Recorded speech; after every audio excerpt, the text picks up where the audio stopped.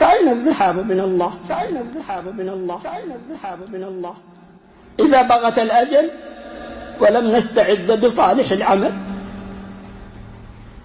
أين؟ أيها الإخوة، والله لا ينفع البهرج في هذه الدنيا، ولا ينفعك كثرة الناس في هذه الدنيا، ولا المال ولا الحشم ولا الخدم ولا الأنصار وكثرة النصرة من الخلق في هذه الدنيا إذا لم تكن على الخير والهدى. فإن العاقبة تكشف للناس يوم القيامة. فلنحسن ولنتق الله جل وعلا، ولا يكن علمنا حجة علينا كما ذم الله به قوما ممن كان قبلنا لم يعملوا بما آتاهم الله، فشبههم الله جل وعلا بأخس المخلوقات، وذلك في قوله: مثل الذين حملوا التوراة ثم لم يحملوها كمثل الحمار يحمل أسفارا.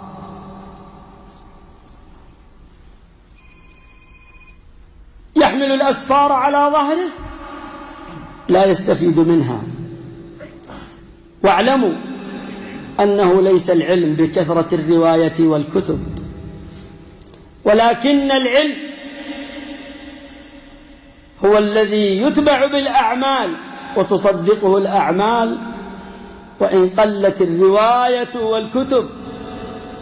فما أكثر الكتب عندنا وما أقل العمل عندنا، نسأل الله اللطف والمسامحة.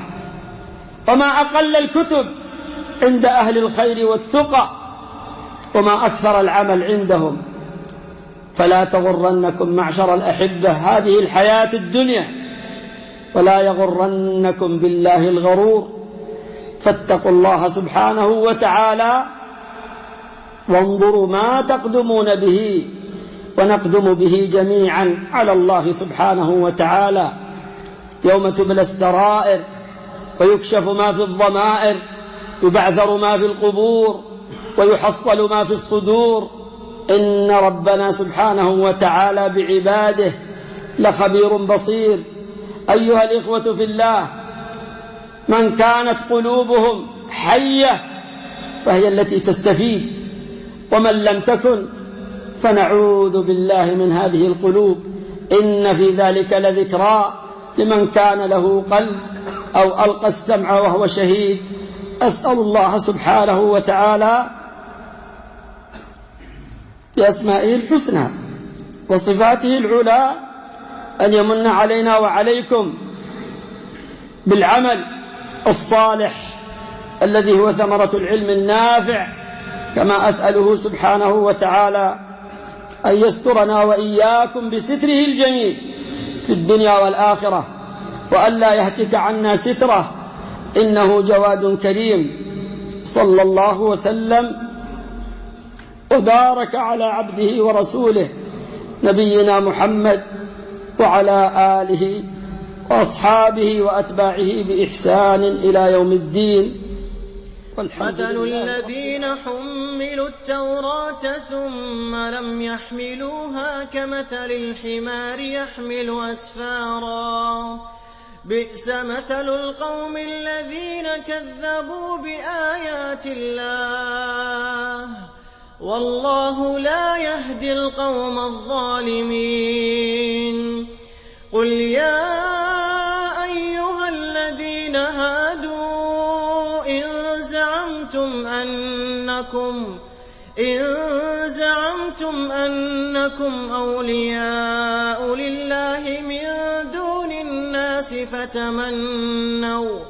فتمنوا الموت إن كنتم صادقين، ولا يتمنونه أبدا بما قدمت أيديهم، والله عليم بالظالمين قل إن الموت الذي تفرون منه فإنه ملاقيكم ثم تردون إلى عالم الغيب والشهادة فينبئكم بما كنتم تعملون. فأين الذهاب من الله؟